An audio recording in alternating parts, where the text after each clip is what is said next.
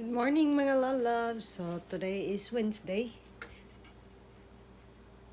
Wednesday lagi. Wednesday pala tayo ngayon mga lalabs. So mag-ready ta og lunches para sa mga bata, para sa school. So gawa lang ako ng burger mga lalabs at so ito rin yung isang lunches nila, no? Ayan.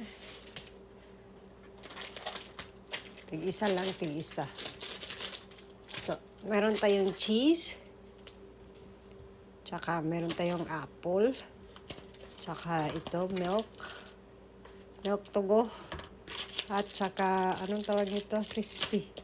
And then, burger. So, yan po yung lunches nila mga lalab. So, yung burger ko, ay ano pa siya, ongoing pa siya, on process.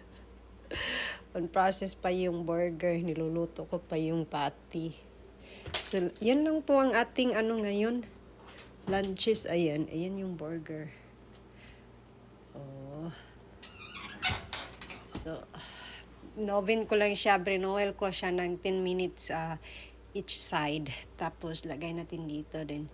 That's the lunches na mga lalabs. So, thank you for watching. Bye-bye for now.